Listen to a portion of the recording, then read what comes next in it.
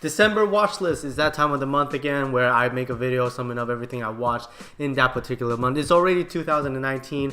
Merry Christmas, and Happy New Year to all of y'all sweet, beautiful nipple dippers out there. And you might be thinking, oh, what is wrong with the background? Where the fuck are you? Well, glad you asked, is that I'm out of the United States right now. I'm actually out of town. I'm actually in a different country for vacation, and I'll be here for a month before I move back and before I go back to the United States. So in the meantime, you're gonna have to enjoy this background where it's completely white and there's nothing in the background. So let's just get that out of the way. And also, if you're new here, thank you for being here. A lot of people are sent by Styles for some reason. I have no idea why and when and you know how. But if you're new here, the premise of the show is that I make a video every month summing up everything that I watched and then characterize them in 4 categories: play it in the background, stream it, go to the theater, and must watch. I made these lists as objectively as possible because I think it's pretty self-explanatory. I will talk about it along the way. And if you have been on this channel for a while now, look out for videos. I have a couple of videos planning.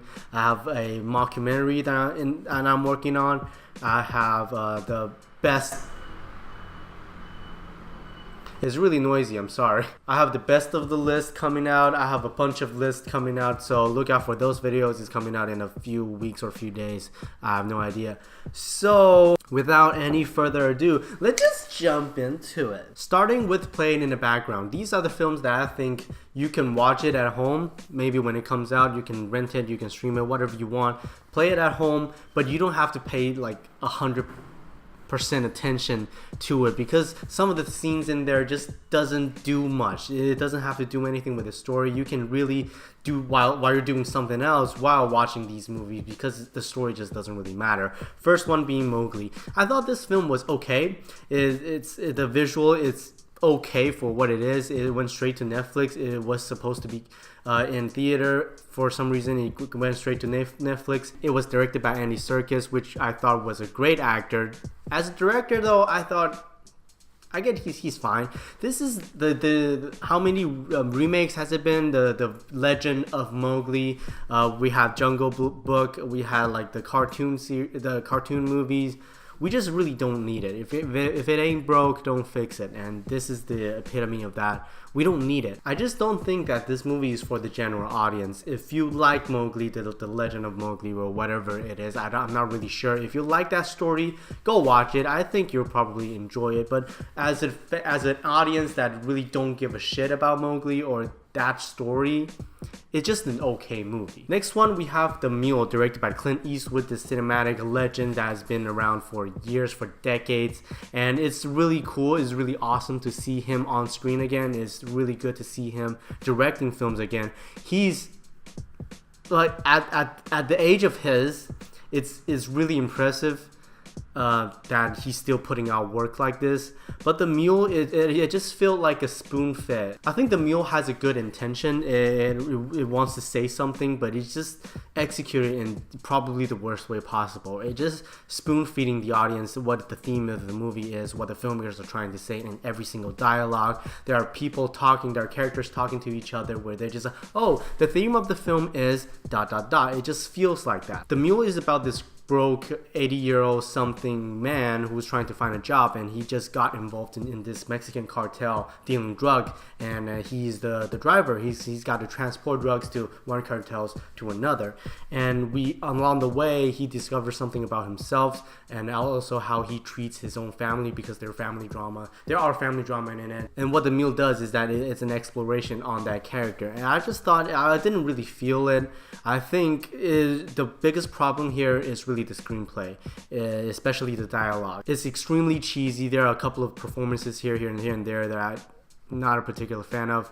The Mule is, okay. The last one on the list being The Procession of Hannah Grace. Every once in a while we get this type of movies where it stars a YouTube creator, and every time we get a movie like this, it doesn't really matter because this movie doesn't have anything to offer. It's this weird little movie that just one character wandering around a morgue and hear stuff. That's the entire movie. There's no plot, there's no story. The character, they try to give her some sort of character, but there's really nothing much to it. What this movie is about, or I guess the plot of it, is just Hannah Grace, a character who died from an exorcism, English, and her body was sent to a morgue, and we just spent 90 minutes in a morgue, hearing some weird shit, looking at some weird imagery, and that's about it. It's really boring. Let's go to the streamer list. I just want to put a disclaimer right here and now, is that these lists are objective, as I said, but it's subjectively objective. So it means that when I put something in stream, it doesn't mean that it's worse or better than the go to the theater list. And obviously the must-watch list are the best, but when I put films in streamer list, and when I put films in played in the background, or when I put films in go to the theater list, doesn't mean one is better than the other. I just feel like that is probably the best way to enjoy a film. The first one on the streamer list is Anna and the Apocalypse. I thought this film was fun. I think this film, it has this niche. I would say it's really specific. It's a Christmas zombie musical. We never gotten that before, and I was pretty excited to see it. Anna and the Apocalypse is about this zombie apocalypse just broke out, and we follow a group of characters trying to survive it. And along the way, we have musical numbers, dance numbers, and everything. I thought it was fun. There's this one character I thought it was way too over the top with the teacher character. If you have seen it, you know what I'm talking about. I think that character is just way too over the top. It's just too much for me. It's not realistic, and a couple of music I'm not a big fan of. I feel this film is more, I think younger people will like this movie a little bit more. The music is really not my taste, but overall it's a feel-good movie. There's a choice the filmmakers made by the end of the film that I don't totally agree with, but at the end of the day, I think Anna and the Apocalypse was a fun time. And wait for it till it goes to Netflix or go to Amazon, go rent it. I think you will have fun. Next one, we have Bird Box. This film, everyone was talking about the film. Everyone, oh yeah, have you seen Bird Box? Have you seen Bird Box? No, I haven't. Well, you better go see it. Bitch. Bird Box was like a Quiet Place plus The Mist plus It Comes at Night plus movies that you think are similar than Bird Box. I made a whole video about it. I got a shit ton of views because so many people were talking about the film. It sets in this post-apocalyptic world where there are creatures roaming around, and when you see those creatures, you become blinded, and it fills your mind with self-inflicting thoughts, and you go and kill yourself. That's the whole premise of Bird Box. I thought the cast was fantastic. John Malkovich, fucking YepitsHoward, Sarah Paulson, Sandra Bullock. Their performances are fantastic. I think the biggest problem I have with this film is really the execution, because how the story was told doesn't make any sense to me. It was told in non-chronological order between 5 years later and 5 years before. We cut back to back with these sequences. It just doesn't make any sense to me, because when we see a scene or sequence from 5 years later, we can exactly guess what happened before that, because some of the characters in 5 years before isn't in the sequences in the 5 years later, so that you kind of know, okay, that character doesn't make it, that character, there's something has to happen to that character and shit like that. So it doesn't really make sense to me. It takes out all of the suspense.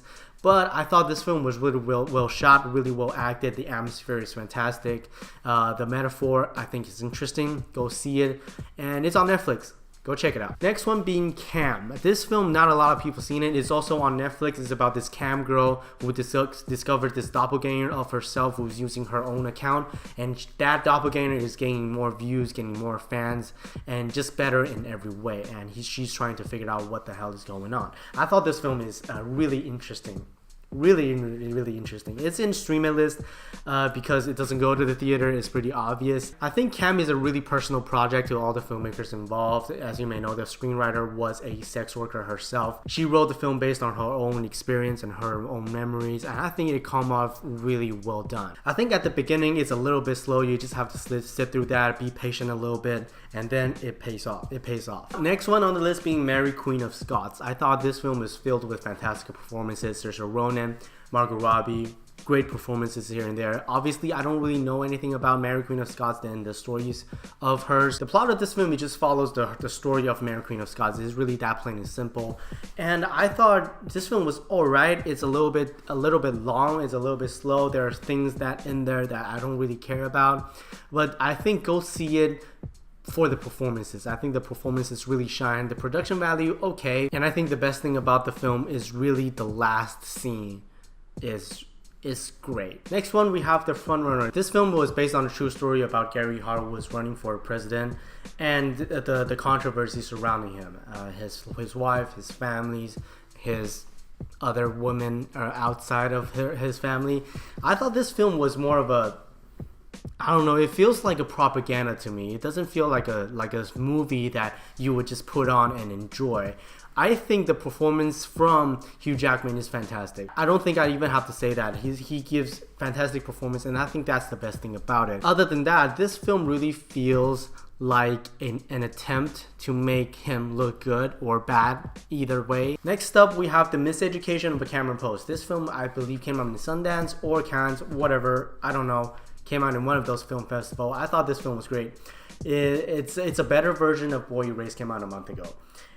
That's it. That's all I have to say. It's about this character called Cameron Post, who is a lesbian, and she was sent to this facility of correcting gayness, because in Christianity, gayness is a sin. This film was also a personal film for the filmmakers. I think this is the best work from Chloe Grace Moretz. This is the best performance we've got from her, and really everyone in this film was pretty good.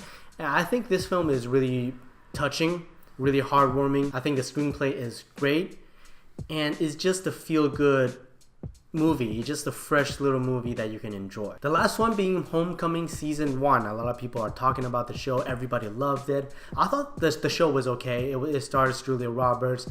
It talks about this this program that allows soldiers that got back from war, bring them into this facility so that they can reconnect to their past life and, treat them to clear their PTSD or something like that. I think the premise is pretty good. It's a really damn well put together show. It's fantastic. They fuck with the aspect ratio. They fuck with sound design, sound effects. The editing is fantastic. Cinematography off the chart. Everything technical. I think Homecoming Season 1 is fantastic on a technicality standpoint. The storytelling wise, I thought it was also really good. It just didn't connect with me personally. I thought it's a really well put together show. The story is intriguing. I would love to watch it again. People are asking for season 2. I didn't really feel that. I don't think we need a season 2, but what we got, I think, is fantastic. Go see it, and then tell me what you think of in the comments. Moving on to the next list, go to the theater. These are the movies that I think you should go watch it if they are still in theater. Go catch it while you can, and it's just a good experience to have in a theater. First one being Aquaman. Hear me out. I'm a big fan of James Wan. I think he did a fantastic job with this one, with directing the actions, with the set design, and everything, costume design, everything. But I'm not a big fan of Aquaman, the movie itself. It feels like, I know they're trying to go for that over-the-top effect, this extreme comedic effect that is kind of poking fun of superhero movies and DC in general. And I didn't really feel that, but I get what they're trying to go for. It feels like a CGI mess at times. I feel like there's like there are two kinds of people walking out of Aquaman. The ones that think CGI are fantastic, and the ones that think CGI are kind of shit. And I'm that kind of group. It's just way too much. And of course, you can't make an Aquaman movie without CGI. Well, no shit, Sherlock. I'm just talking about how he blends with real life, how they put everything together in post. Sometimes it looks great. The fantastic action sequences, some chase scenes was fantastic. But at the same time, those razor sharks, those underwater scene, there's this shrimp guy or whatever. It feels like a better version of Sharknado at times. And I think Aquaman, you can enjoy it, but I'm not a huge fan of Aquaman. Next one being Mary Poppins Returns. This film was visually appealing. The performances are all great. The musical numbers and dance sequences, I thought sometimes it dragged down the movie a lot. But we have Lin-Manuel Miranda in the background doing those music, and I think he did a great job with this one as well. It's a sequel. I believe it was a sequel to Mary Poppins that came out in the 70s or 60s or something like that. I forgot. But I think this film was okay. It was fun. It has a good message. It's a little bit too long. The pacing is a little bit dragged out. But I think you can go take your kids with you, go to the theater, listen to some music, have a good time, have a couple of laughs. And just Emily Blunt is just fantastic this year after A Quiet Place.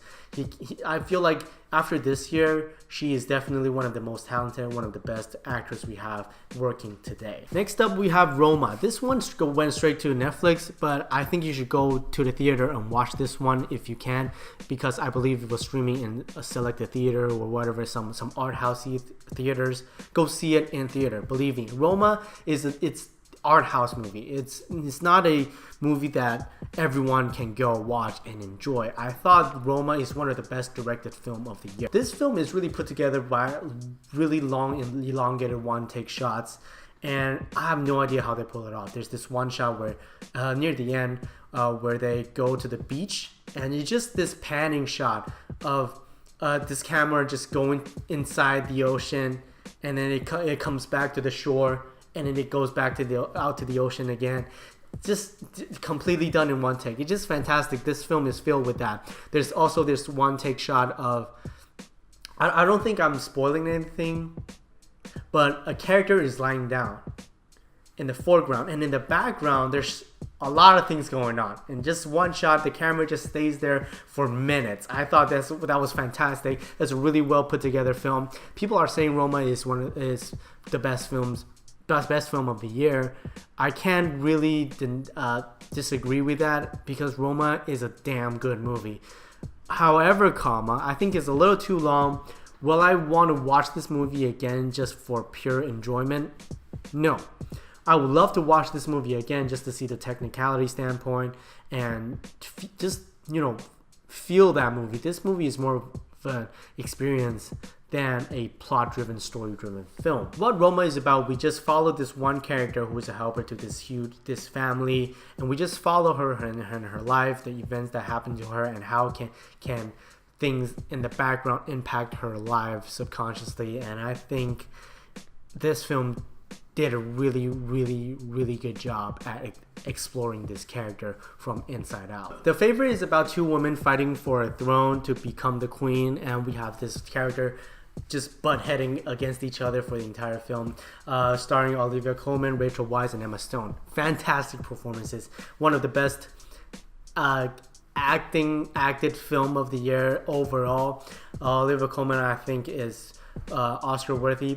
Emma Stone, supporting actress worthy. Rachel Weisz, supporting actress worthy. It was directed by the same guy who directed the Killing of the Sacred Deer, The Lobster, Dogtooth. This director really, he likes to linger his shot a little bit. He likes to, do some really weird camera movements. The character just stays in a really weird place, and we have character talk really weirdly. They don't really talk like normal people. If you have seen The Lobsters or any of his films, I think you will understand. The Favorite is that. But what I think the most interesting about The Favorite is really the score, how the film was edited together. The camera movement is fantastic. It's something different. It's something that I haven't seen before. The performance is great. Set design, the costume design, fantastic. Go watch The Favorite in theater. I think you'll enjoy it. However, the audience seems to not like it as much as the critic, but I think, go watch it and see for yourself. Next one, we have Welcome to Marwen. Oh, you like Welcome to Marwen? Unsubscribe. Listen, man. I can like a film that a lot of people don't like. I might be extremely biased because it was directed by Robert Zemeckis, and I'm a huge fan of Robert Zemeckis. He has a great impact on my life. Back to the Future got me into film in the first place, and I just love Robert Zemeckis' films and his work. Welcome to I might be extremely biased. I thought Welcome to Marwen was a ton of fun. I think it's a fun movie. I don't think it's a perfect movie per se, but I think this movie is a character study that you can watch and enjoy yourself. It's a feel good. It's funny at times and also heartwarming at times. It's based on a true story about Mark Hogenkamp, whose memories was wiped out after an attack by hate crime, and he started to create these little miniatures with dolls and stuff like that, and he takes pictures of them to express himself, and we get to cut back to back from reality and fantasy to complete a one huge idea and a picture. And I think that is really interesting. The premise is great, and I think the execution is also pretty good. There's this one great homage to the Back to the Future. It was unnecessary. It's just a good wink. It doesn't do anything with the story though. I did a video essay on it. I don't really think I have to say anything about the film. Go watch that video essay I did a couple of weeks ago. I'll leave a link. I don't know if the card is over there or there. I don't remember. Go watch that, and basically you will understand everything that I had to say about the film. The last one on go to the theater list is Vox Lux. Not a lot of people saw this. It doesn't have. I don't think people are talking about the film. Natalie Portman, fantastic. Best Actress nomination worthy, but the Oscars is probably not going to see her because the film was not Oscar worthy. Vox Lux was interesting. It feels like a true story because it's so damn real, and I think that's the best part of Vox Lux. I thought it was a real story. I thought it was based on a true story, but then again, it was fiction that reflects the society we have today. The film starts with a school shooting, which I thought was fantastically done. It was so brutal. It's almost like what we needed to see at the time. What I can say about the film, I thought the film was really enjoyable. I think it's really well put together. I think that's the best way to put it. Everything about the film is really well put together. And when I say that, the idea is kind of vague. But in this case, I just thought the performances are fucking fantastic. The editing and everything. And there's some of the shots are just beautiful, and how it was put together is great. Go see it for that. Vox Lux is pretty underrated. Not a people are watching this one. Is really overlooked. Don't listen. The review isn't that good online, but don't listen to that. I think you should go see it for yourself and then make up your own opinion. I watched Vox Lux. I think it's a fresh for me. The final list, we have the must watch list. This is the last list of the video and also the last movie of this entire video. We have Spider-Man Into the Spider-Verse. This movie was just everything I wanted to be. It's fun, it's heartwarming, and the art style of it is just fantastic. I really wish this film can get some Oscar buzz, some sort of. I think this is that type of movie that everyone should go watch it and give it respect for how much work that was put into it. And just from the visuals alone is fantastic. This film explores the character of Miles Morales. I don't really know about this character before, but after this one, I'm almost in love with this character, and it just was so well fleshed out. You care so much about this character, and this is definitely one of my favorite films of the year. Hands down, definitely. I watched this one twice already. I want to go back to the theater and watch it more. Every time I watch it, I discover something even more. The score is fantastic, and how it was used to complement what's going on screen, I thought it was brilliant. It's really subtle. You really have to look for those to notice it, and once you notice it, you kind of see it. It's so brilliant in that way. And I think the character of Kingpin, the villain of the film, I thought it was a little bit rushed. The character of it is a little bit God damn it, where was I? Where was I? Yeah, so the character of Kingpin is a little bit rushed, and I think that's probably the only flaw I have with this film. Everything else is fantastic. There's this one scene, it almost made me cry. There's this one scene, if you have seen it, you know what I'm talking about. It happens in Miles Morales' dormitory. Peter Parker and Miles Morales is in the room talking about some stuff, and the camera cuts to the exterior of the dormitory room. And that little subtle reveal gets me every time. That little thing with the score, with the editing and everything, it gets me every time. That's probably my favorite scene of the entire movie. Go see it. Spider-Man Into the Spider-Verse is the best animation film in years. I've seen recently, at least. I think. Go see it. Tell Sony, because the studio is Sony, tell Sony that if you put work into your shit, if you stop remaking other shit that are good originally, stop making remakes about good movies and make it shitty. If you really put work behind your movies, like Spider-Man Into the Spider-Verse, people will go see it, people will appreciate it, and people will love it for that. Go watch it multiple times, pay money to see it, tell the studio what a good film looks like, what a bad films look like, and what they should do in the future. And I think everyone should go watch it. Spider-Man Into the Spider-Verse is fantastic.